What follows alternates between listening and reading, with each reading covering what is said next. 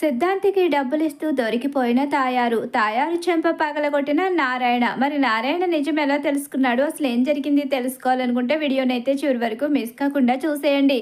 అలాగే మా వీడియో నచ్చితే లైక్ చేయడం మాత్రం మర్చిపోకండి. ఇక ఇక్కడ చూస్తే ఎలాగైనా సరే పెద్దికి పెళ్లి చేయాలని చెప్పేసి వాళ్ళందరినీ అదిరించి బెదిరిస్తుంది మహాలక్ష్మి. అయితే ఇక తన అన్నయ్యకి పెళ్లి చేయడానికి తిరుగుతూ ఉంటారు. అలాగే ఒక మంచి సంబంధాన్ని కూడా తీసుకుని వస్తారు. ఆ సంబంధం వచ్చిన వాళ్ళు అయితే వాళ్ళు ఒక సిద్ధాంతిని తీసుకుని వస్తారు. అలా సిద్ధాంతిని తీసుకుని వచ్చేసరికి ఇక ఈ సంబంధం విషయంలో మీకేమైనా సందేహాలుంటే చెప్పండి అని చెప్పేసి అందరూ అడుగుతూ ఉండగానే మాకు ముందు ఎలాంటి సందేహాలు లేవు, కాకపోతే మా సిద్ధాంతి గారు అబ్బాయి జాతకం చూసి అన్ని వివరాలు చెప్తారు, ఆ తర్వాత ప్రొసీడ్ అవుదామని చెప్పేసి వాళ్ళు అయితే అంటూ ఉంటారు. అలా అనేసరికి సరే అని చెప్పేసి జాతకం తీసుకొచ్చి ఆ సిద్ధాంతి చేతిలో పెడతారు. సిద్ధాంతి చేతిలో జాతకం పెట్టేసరికి సిద్ధాంతి జాతకాన్ని పైనుంచి కిందికి, కింది నుంచి పైకి అటు ఇటు తెగ చూస్తూ ఉంటాడు. ఏంటి ఇతను జాతకం చూస్తున్నాడా లేకపోతే ఇంకేమైనా చేస్తున్నాడా అని చెప్పేసి వాళ్ళందరూ అదే విధంగా సిద్ధాంతి వైపు చూస్తూ ఉంటారు. ఈ జాతకం ఆ అబ్బాయిదేనమ్మా. అవునండి, మా పెద్ద జాతకమే అది అని చెప్పేసి అంటూ ఉంటుంది మహాలక్ష్మి. అవునండి, అది మా అన్నయ్య జాతకమే. ఎందుకు అలా అడుగుతున్నారు? అయితే ఈ అబ్బాయికి పెళ్ళవడం చాలా కష్టం. ఏంటండి ఏం మాట్లాడుతున్నారు అని చెప్పేసి అందరూ షాక్ అయిపోయి చూస్తూ ఉండిపోతారు. అవును, ఇతని జాతకంలో చాలా నష్టాలున్నాయి. ఇతను ఈ ఇంట్లో ఉంటే ఈ ఇంట్లో ఏ ఆడవాళ్ళు ఉండరు. ఈ ఇంట్లో ఇక ఇతనికి తోడపుట్టిన అన్నదమ్ములు ఎవరు ప్రశాంతంగా ఉండరు. ఇతని జీవితంలోకి ఏ అమ్మాయి అయినా వచ్చినా కొద్ది రోజులకే వెళ్ళిపోతుంది. ఇతనికి అసలు ప్రశాంతత ఉండదు. ఇతను ఉన్న చోట సంతోషమే ఉండదు. ఇతని జాతకమే అలా ఉంది. ఇంత నీచమైన జాతకాన్ని పట్టుకొని ఈ అమ్మాయిని ఇచ్చి పెళ్లి చేయమని ఎలా అడుగుతున్నారు అని చెప్పేసి సిద్ధాంతి అనేసరికి, సిద్ధాంతి గారు ఇంకొక మాట మాట్లాడితే మర్యాదగా ఉండదు. మీ నోటికి వచ్చినట్టు మాట్లాడకండి. జాతకంలో ఏ ఉందో అది మాత్రమే చెప్పండి. మీ ఇష్టం వచ్చినట్టు మాట్లాడుతూ ఉంటే ఊరుకోవడానికి ఇక్కడ ఎవరు సిద్ధంగా లేరు. ఏంటి సిద్ధాంతిని పట్టుకుని మీరు ఇష్టం వచ్చినట్టు మాట్లాడుతున్నారేంటి? అది అతని జాతకం. అతని జాతకంలో ఉన్నది మాత్రమే నేను చెప్పాను. ఇక పదండి, ఈ పెళ్ళి మీరు కనుక చేసుకుంటే మీ అమ్మాయి 6 నెలలకే తిరిగి మీ ఇంటికి వచ్చేస్తుంది. ఈ అబ్బాయిని మీ ఇంటి అల్లుడి చేసుకోవడం కరెక్ట్ కాదు అని చెప్పేసి ఆ సంబంధం వాళ్ళు వెళ్ళిపోతారు. అలా వెళ్ళిపోయిన తర్వాత మాధవ్ కుప్పకూలిపోతాడు. మాధవ్ అయితే చాలా బాధపడుతూ ఉంటాడు. నా కారణంగా నా తమ్ముడు భవిష్యత్తు నాశనం అయిపోతుంది. ఎట్టి పరిస్థితిలోని కూడా నా తమ్ముడి జీవితం అలా కావడానికి లేదు. నా కారణంగా నా తమ్ముళ్ళు బాధపడుతూ ఉంటే నేను చూసి తట్టుకోలేను. ప్రతిరోజు నా తమ్ముడు లైఫ్లో నేనే ఒక నష్టజాతకుల్లా మిగిలిపోవడం నాకు ఇష్టం లేదు. వాళ్ళు ఎప్పుడూ సంతోషంగా ఉండాలని కోరుకుంటున్నాను. వాళ్ళ సంతోషం కోసమే జీవితం అంతా ఎదురు చూస్తూ ఉన్నాను. నా తమ్ముళ్ళు ఇక పెళ్ళిళ్ళు చేసుకుని పిల్ల పాపలతో సంతోషంగా ఉండాలి అంటే నేను ఇంట్లో ఉండకూడదు అని చెప్పేసి అనుకుంటూ ఉంటాడు. ఇక మాధవ్ అయితే అలా అనుకుంటున్న మాధవ ఇక ఇల్లు వదిలి వెళ్ళిపోవడానికి సిద్ధపడతాడు. ఇల్లు వదిలి వెళ్ళిపోవడానికి సిద్ధపడిన మాధవ ఇక ఎవరికి చెప్పకుండా ఇంటి నుంచి బయటికి వెళ్ళిపోవడం అయితే జరుగుతుంది. అలా వెళ్ళిపోయిన మాధవ కోసం వెతుకుతూ తల్లడిల్లిపోతూ ఎంతగానో బాధపడుతూ ఆ అన్నదమ్ములు ముగ్గురు పిచ్చి వాళ్లే రోడ్డును పడి మాధవని వెతకడం మొదలు పెడతారు. చివరకు మాధవ ఇక తనతో పనిచేసే మరో మేస్త్రి ఇంట్లో మాధవ కనిపిస్తాడు. అలా కనిపించేసరికి ఇక చక్రి ఇంటికి తీసుకొచ్చేసరికి ఇక అన్నదమ్ములు ముగ్గురు కూడా మాధవని పట్టుకొని ఎంతగానో ఏడుస్తారు. నీ జాతకంలో లోపం ఉందని నువ్వెలా వెళ్ళిపోతావు? నువ్వు లేకపోతే మేమెలా తట్టుకోగలము? అది కాదురా, నేను ఇంట్లో ఉంటే మీరెవరూ సంతోషంగా ఉండలేరు. నన్ను వెళ్ళనివ్వండిరా. నన్ను ఇక మీరు ఇక్కడ ఉండమని బలవంతం చెయ్యొద్దు. మీరు సంతోషంగా ఉండాలి అంటే ఈ అన్నయ్య మీ జీవితంలో ఉండకూడదు అని చెప్పేసి అంటూ ఉండగానే, లేదు నువ్వు ఇక్కడే ఉండాలి. నీ జాతకంలో ఎలాంటి లోపం లేదు. కావాలని ఇది ఎవరో పుకారు పుట్టించారు. అలా ఎందుకు చేస్తారా? నా జాతకం గురించి ఎవరికి కావాలి? అయినా ఇలా ఎందుకు చేయిస్తారు ఏమో, అది తేల్చుకుంటాను. ఖచ్చితంగా నేను వదిలిపెట్టను అని చెప్పేసి కేశవ్ అంటాడు. అలాగే ఇక చక్రి కూడా అంటాడు, ఎవరైనా నీ విషయంలో ఇలాంటి పని కనుక చేయిస్తే వాళ్ళని ఎట్టి పరిస్థితిలోని వదిలిపెట్టనని చెప్పి అంటూ ఉంటాడు. ఇక్కడ చూస్తే ఇక నారాయణ కూడా జాతకం కారణంగా కొడుకు ఇల్లు వదిలి వెళ్ళిపోవడం, నారాయణ తల్లడిల్లిపోవడం, ఆ తర్వాత తన కొడుకు జాతకాన్ని ఇలా ఎవరు చెప్పించారు? అసలు చక్రి కేశవ మాట్లాడుతుంది నిజమేనా? లేకపోతే నిజంగా నా కొడుకు జాతకం అలా ఉందా? జాతకాలని ఎవరు నమ్ముతారు ఈ రోజుల్లో? అసలు వాడు చెప్పిందంతా నిజమైతే వాడి జీవితం ఎందుకు అలా ఉంటుంది అని చెప్పేసి నారాయణ ఆలోచించుకుంటూ ఉంటాడు. అలా ఇలా ఆలోచించుకుంటూ ఉండగానే ఈలోగానే ఇక కేశవ బయటకి అయితే వెళ్తాడు. అలా వెళ్ళేసరికి అక్కడ ఇక శైలు కనిపిస్తుంది. శైలు కాలేజ్కి వెళ్తూ ఉంటుంది. ఏంటి ఈ మధ్యకాలంలో కనిపించడం లేదేంటి? బిజీ అయిపోయావు, సరిగ్గా ఫోన్ కూడా చేయడం లేదు. అదేం లేదు, కాస్త టెన్షన్లో ఉన్నాను. ఏమైంది కేశవ? నీకేదైనా టెన్షన్ ఉంటే నాతో చెప్పాలి కదా, నాతో షేర్ చేసుకోకూడదు అనుకుంటున్నావా అని చెప్పేసి అడుగుతూ ఉంటుంది శైలు. అయితే అదేమి లేదు, నా కష్టాలని నీకు చెప్పి నిన్ను ఇబ్బంది పెట్టడం నాకు ఇష్టం లేదు. మా కష్టాలేవో మేము పడతాం తప్ప మాతో పాటు మీరు కూడా బాధపడకూడదు కదా. నువ్వు నన్ను అర్థం చేసుకుంది అంతేనా? నీ కష్టంలో సంతోషంలో తోడవ్వాలనే నీతో జీవితాన్ని పంచుకోవాలి అనుకున్నాను. కానీ నువ్వు నన్ను ఇంత వేరుగా చూస్తావని అసలు అనుకోలేదు అని చెప్పేసి అంటూ ఉండగానే, అదేంటే అలా మాట్లాడుతున్నావేంటే బుస్సు? అవును నిజమే కదా, మరి మనం కాబోయే భార్యాభర్తలం. మన జీవితంలో ఏదైనా సరే ఇద్దరం కలిసి పంచుకోవాలి. అంతేకాని కష్టం వచ్చిందని చెప్పేసి ఎవరి కష్టాన్ని వాళ్ళే అనుభవిస్తే జీవితం పంచుకుందాం అనుకున్న దాంట్లో అర్థమేముంది అని చెప్పేసి అంటూ ఉంటుంది శైలు. సరేలే, ఈసారి ఏదైనా సరే నీకే చెప్తాను అని చెప్పేసి జరిగింది మొత్తం కూడా శైలుకి చెప్తాడు. అయితే మొత్తం మీద ఇది ఎవరో కావాలని చేశారు. ఎవరు చేసి ఉంటారు? మీ ఇంటి మీద చాలామందికి పగ ఉందని చాలాసార్లు చెప్తూ ఉంటారు కదా, అయినా మీరెవరి జోలికి వెళ్ళరు. కానీ ఎందుకు మీ ఇంట్లో వాళ్ళను అందరూ ఇలా ఇబ్బంది పెడుతూ ఉంటారు? ఏం చేస్తాం, అది మా తలరాత అనుకోవాలి. మా అన్నయ్య చిన్నప్పటి నుంచి మమ్మల్ని అందరినీ ఎంతో ప్రేమగా పెంచాడు. మా జాతకాలు ఏమైపోతాయో, మా అన్నయ్య జాతకం కారణంగా మా జీవితాలే తలకిందులు అయిపోతాయేమో అన్న భయంతో అన్నయ్య ఇల్లు వదిలి వెళ్ళిపోయాడు. అన్నయ్య లేకపోతే మేము బ్రతకలేము. అన్నయ్య మా పంచప్రాణాలు. అన్నయ్య ఉంటేనే ఆ ఇంట్లో మాకు సంతోషాలు. ఆ అన్నయ్య ఉంటేనే మాకు పెద్ద దిక్కు. ఆ అన్నయ్య కనుక మమ్మల్ని వదిలి వెళ్తే ఆ క్షణం నుంచి మా జీవితంలోంచి సంతోషాలన్నీ వెళ్ళిపోయినట్టే. అన్నయ్య లేని జీవితాన్ని ఊహించుకోలేము. ఇంకెందుకు బాధపడతావు? మీ అన్నయ్య తిరిగి వచ్చేశారు కదా, ఎవరు చేశారో ఎందుకు చేశారో ఆ విషయాన్ని తెలుసుకుని మరొకసారి ఇలాంటి పని చేయకుండా వాళ్లకు గట్టిగానే బుద్ధి చెప్పాలి అని చెప్పేసి శైలు అంటూ ఉంటుంది. ఇక అలాగే కేశవ కూడా, నేను వదిలిపెట్టను. ఎవరైనా నా అన్ని విషయంలో కావాలని జాతకం విషయంలో తప్పు కానీ చెప్పిస్తే వాళ్ళను క్షమించే ప్రసక్తే లేదు అని చెప్పేసి ఇక అంటూ చాలా కోపంతో రగిలిపోతూ ఇంటికైతే వెళ్తూ ఉంటాడు.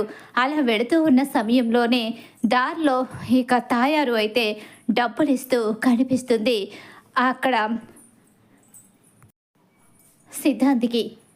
సిద్ధాంతికి డబ్బులు ఇస్తున్న తాయార్ని కేశవ చూసేస్తాడు. ఏంటి ఇతను అన్నయ్య జాతకంలో లోపాలున్నాయని, అన్నయ్య జాతకంలో ఇక తీరని కష్టాలు ఉండడం వల్లే అన్నయ్యకి మా ఇంట్లో ఉండకూడదు అని చెప్పేసి చెప్పింది ఇతనే కదా, అంటే ఇతనికి ఈ తాయారత డబ్బులు ఎందుకు ఇస్తుంది అని చెప్పేసి అనుకుంటూ ఉండగానే ఈలోగానే ఒక కేశవ కోపంగా దగ్గరికి వెళ్ళిపోతూ ఉంటాడు. ఈలోగా అర్జెంటుగా ఇంటికి రారా అని చెప్పేసి చక్రి నుంచి ఫోన్ వస్తుంది. ఇక కేశవ అర్జెంటుగా వీడెందుకు ఇప్పుడే ఫోన్ చేశాడు, అసలు వీడు ఈ టైంలో ఎందుకు చేశాడు, పైగా అర్జెంటుగా రమ్మంటున్నాడేంటి అని చెప్పేసి ఇక కేశవ అయితే ఇంటికి బయలుదేరి వెళ్ళిపోతాడు. అలా వెళ్ళిన తర్వాత, హీరా ఎందుకు నన్ను అర్జెంటుగా రమ్మని ఫోన్ చేసావు, ఏమైంది, కొంపలు మునిగిపోయినట్టుగా ఎందుకంత అర్జెంటుగా రమ్మని ఫోన్ చేసావురా? ఏం లేదు, అదే అన్నయ్యకి మరో సంబంధం వచ్చింది అని చెప్పేసి చక్రి అయితే కేశవ్తో చెప్తూ ఉంటాడు. ఎన్ని సంబంధాలు వచ్చినా జరగనివ్వరు, అన్నయ్య పెళ్ళిని అవ్వనివ్వరు. అన్నయ్య పెళ్ళి కాకుండా అలా ఉండిపోవాలని కంకణం కట్టుకున్నారు. ఏం మాట్లాడుతున్నావురా? అన్నయ్య పెళ్ళి కాకుండా అలా ఉండిపోవాలని ఎవరు కోరుకుంటారా? ఎవరున్నారు? గాయత్రికి పెళ్ళి అయిపోయింది, ఇంకా అన్ని విషయంలో అలా ఆలోచించే వాళ్ళు ఎవరున్నారా? ఎందుకు అలా అంటున్నావు, నువ్వు ఎందుకు ఇలా మాట్లాడుతున్నావు అని చెప్పేసి అడుగుతూ ఉంటాడు. ఇక చక్రి అయితే అలా అనేసరికి, నేను ఒక విషయాన్ని తెలుసుకున్నాను రా. ఏంటా విషయం? సరిగ్గా నేను పూర్తిగా క్లారిటీ తెచ్చుకునే లోపే నువ్వు ఫోన్ చేసి అర్జెంటుగా రమ్మన్నావు. విషయం చెప్పుంటే ఆ విషయాన్ని అక్కడే తేల్చుకొని నేను వచ్చేవాడిని. కానీ నువ్వు ఏదో అర్జెంటుగా మాట్లాడాలి అనేసరికి నాకు ఎందుకో అని భయమేసి నేను వచ్చేసాను అని చెప్పేసి అంటూ ఉండగానే, అసలు ఎవర్రా, ఎవరి విషయాలన్నీ అన్నయ్య జాతకం విషయంలో అసలు ఇలా మాట్లాడించింది ఎవరు, ఆ సిద్ధాంత దగ్గర నీకెవరు కనిపించారు అని చెప్పేసి అంటూ ఉండగానే నారాయణ బయట నుంచి చూస్తూ ఉంటాడు.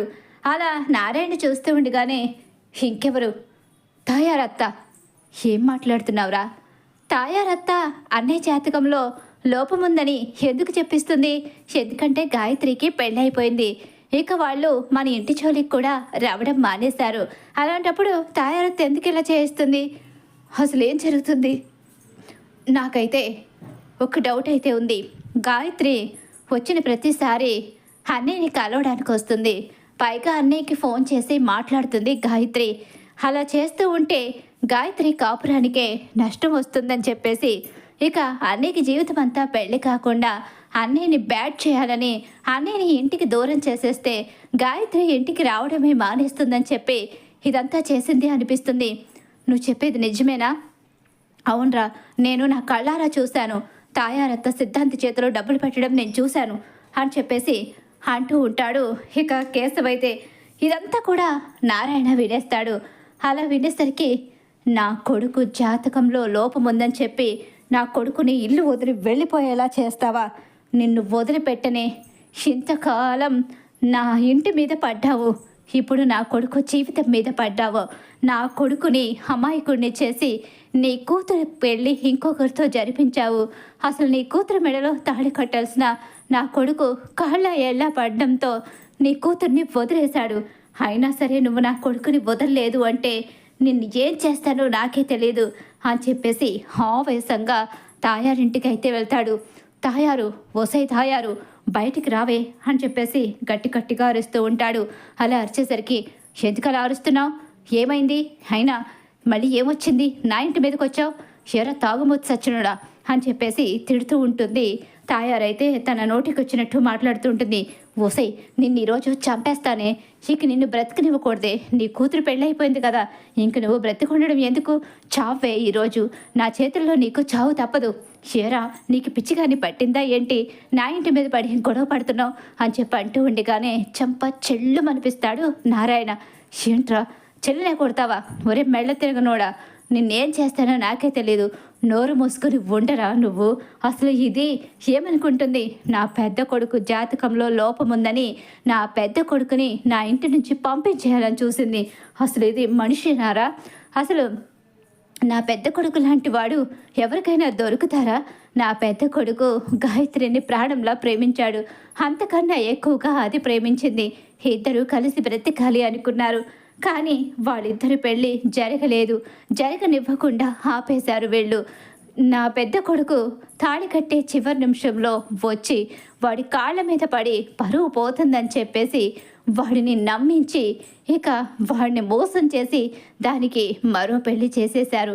ఆ పెళ్లి చేయడానికి వాడు ఒప్పుకున్నాడు. వాడు ఇక దాన్ని వదులుకుని మౌనంగా వాడి బ్రతికేదో వాడు బ్రతుకుతున్నాడు. మేము దాని జోలికి రావడం లేదు. అలాంటప్పుడు ఎందుకు నా పెద్ద కొడుకు మీద ఇదింతగా పగబట్టి నా పెద్ద కొడుకు జీవితాన్ని నాశనం చేయాలనుకుంది? ఎందుకు ఇలా చేశావే? అసలు నా పెద్ద కొడుకు నీకేమన్యాయం చేశాడు? నా కొడుకు కారణంగానే ఈరోజు నీ కూతురు అక్కడ హాయిగా తన భర్తతో కలిసి ఉంటుంది. లేకపోతే నీ పని, అలాగే నీ అల్లుడి పని, అలాగే నీ మొగుడు పని, అందరి పని చెప్పేవాళ్ళం. గాయత్రి తెగించి వచ్చేసినా సరే నా కొడుకు వదిలేశాడు. కానీ నువ్వు మాత్రం నా కొడుకుని వదలడం లేదు. ఏంట్రా వదిలేసింది? ఏంటి వదిలేసింది? నా కూతురు ఇంకా ఫోన్లు చేస్తుంది. నా కూతురు ఇంకా వాడిని మర్చిపోలేదు అంటే వాడి మాయలోనే ఉందని అర్థమవుతుంది. నా కూతురికి పెళ్ళైపోయింది. అయినా సరే అది మీ ఇంటికే వస్తూ ఇంకా మీకే సపోర్ట్ చేస్తుంది. అల్లుడికి విషయాలన్నీ తెలిస్తే నా కూతురు కాపురం ఏమవుతుంది? అసలు నా అల్లుడు మంచివాడు కాబట్టి ఇంకా ఆ ఇంటికి రానిస్తున్నాడు. అదే ఇంకొకళ్ళైతే వరుసైన వాడింటికి ఎందుకు రానిస్తారు? రానివ్వకపోతే ఆపుకోవే నీ కూతుర్ని నా ఇంటికి రమ్మని ఎవరైనా అడిగారా?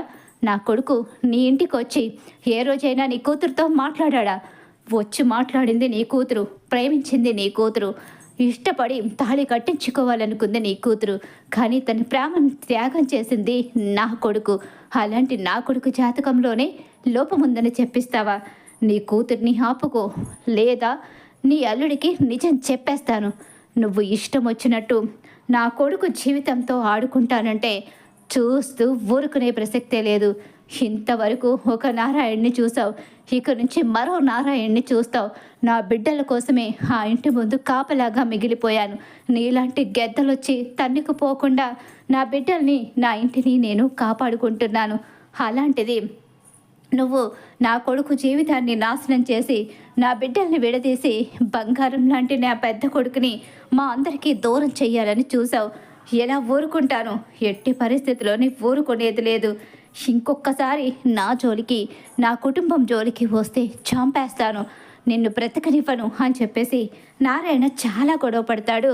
ఇక తాయారు మీద తాయారు కూడా చాలా గొడవ పడుతుంది, సీరియస్ అవుతుంది. నా కూతురు జోలికి నీ కొడుకు రాకూడదని చెప్పి అంటుండగా, ఇంత చెప్పినా నీకు అర్థం కాలేదంటే నీ కూతురు అర్ధరాత్రి అపరాత్రి లేకుండా నా కొడుక్కి ఫోన్ చేసినా కూడా ఒక ఇంటికి వెళ్ళిన ఆడపిల్లతో మాట్లాడడం కరెక్టు కాదని వాడిప్పటి వరకు అది ఫోన్ చేసినా లిఫ్ట్ చేయకుండా మాకు చెప్పి మౌనంగా ఊరుకున్నాడు.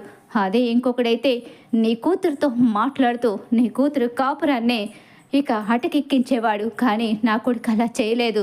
తన ప్రేమని త్యాగం చేశాడు. ఇప్పటికీ తన గుండెల్లో దాచుకున్న గాయత్రిని వదిలేసుకున్నాడు. ఇంకొకసారి నువ్వు నా కొడుకుని, నా కుటుంబానికి దూరం చేసే పనులు చేస్తే మాత్రం ఏం చేస్తానో నాకే తెలియదని చెప్పేసి గట్టిగానే వార్నింగ్ ఇచ్చి అక్కడి నుంచి వెళ్ళిపోతాడు నారాయణ. అయితే ఎందుకమ్మా వాడి జోలికి ఎందుకు వెళ్ళావు?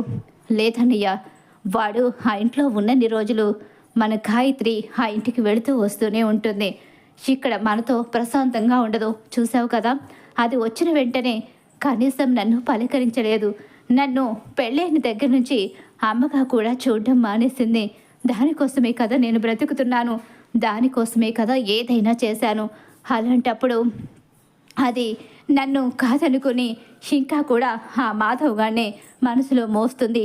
అలాంటప్పుడు దాని కాపురం ఏమవుతుంది, దాని కాపురం ఏమవుతుందని భయంతోనే వాడిని ఇంటికి దూరం చేయాలి అనుకున్నాను. కానీ ఈ విషయం వీడికి ఎలా తెలిసిద్దో తెలియదు.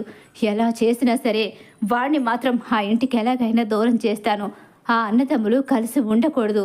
ఉంటే వాళ్ళకి రోజు రోజుకి బలం పెరిగిపోతుంది, మనం తక్కువగా కనిపిస్తున్నాము అని చెప్పేసి ఇక అంటూ ఉంటుంది. తాయారైతే అలా కోపంతో రగిలిపోతూ ఉంటుంది. ఈలోగానే నారాయణ ఇంటికి వచ్చేసరికి ఎక్కడికి వెళ్ళారు అని చెప్పేసి అడుగుతూ ఉంటుంది మహాలక్ష్మి. వెళ్ళి దానికి బుద్ధి చెప్పి వచ్చాను. ఇంకా గట్టిగా 4 తగిలించి రావాల్సింది. పెద్ద జీవితాన్ని నాశనం చేయాలనుకున్న ఆడదాన్ని వదిలిపెట్టకూడదు. అందుకే కదా దానికి బాగానే బుద్ధి చెప్పాను. లేకపోతే నా కొడుకుని నా ఇంటి నుంచి పంపించాలని చూస్తుందా? నా కొడుకుల్ని ఎవరైనా సరే ఏదైనా అన్నా, నా కొడుకుల జోలికి వచ్చినా, నా కొడుకుల్ని వేరు చేయాలని చూసినా ఎవరిని నేను క్షమించను అని నారాయణ కోపంతో రగిలిపోతూ ఉంటాడు. కొడుకులంటే ఎంత ప్రేమో, కానీ బాధ్యత మాత్రం లేదు. కొడుకుల భవిష్యత్తు తీర్చిదిద్దుదాము, మనం పెద్దరికంగా ఉందామనే ఆలోచన మాత్రం లేదు అని చెప్పేసి మహాలక్ష్మి అంటూ ఉంటుంది. ఏం చేయను, నేను మందుకి బానిసైపోయాను. నా జీవితంలో జరిగిన ఎన్నో సంఘటనలు నన్ను మొండివాడిని, తాగుమోతిని చేశాయి. ఇప్పుడు మారడం నా వల్ల కావడం లేదు. అలా అని నా కొడుకుల జోలికి వస్తే మాత్రం క్షమించి వదిలిపెట్టను అని చెప్పేసి నారాయణ అయితే చెప్తూ ఉంటాడు. నారాయణ మనసులో కొడుకుల మీద ఉన్న ప్రేమను మహాలక్ష్మి ఎంతగానో గమనిస్తూ ఉంటుంది. చూశారు కదా, మీరెవ్వరూ చేయలేని పని ఆయన చేసొచ్చారు. ఆయనకి తన చెల్లెల మీద ఎంత కోపం ఉన్నా ఎప్పుడు దురుసుగా వెళ్ళలేదు. తన చెల్లెల జోలికి వెళ్లకుండా దూరంగా ఉండే మాట్లాడేవారు. కానీ ఈరోజు కొడుకు జోలికి వచ్చేసరికి ఆయన ఆవేశాన్ని తట్టుకోలేక వెళ్ళి చెల్లెలి చెంప పగలగొట్టారు. ఇంకెప్పుడు ఆవిడ ఈ ఇంటి వైపు చూడదని అనుకుంటున్నాను. ఇంకెప్పుడైనా ఇలాంటి పని చేస్తే నేను క్షమించను అని చెప్పి మహాలక్ష్మి అంటూ ఉంటుంది. అలా ఇక తాయారికి చెంప అయితే పగులుతుంది. తాయారు జాతకం విషయంలో చేసిన కుట్ర మొత్తం బయటపడిపోతుంది. ఇక తన జాతకంలో ఎలాంటి లోపం లేదని మాధవ తెలుసుకుంటాడు. మరి ఖచ్చితంగా రాబోయే కథలో ఇలా అయితే జరగబోతుంది. ఇలానే జరగాలి.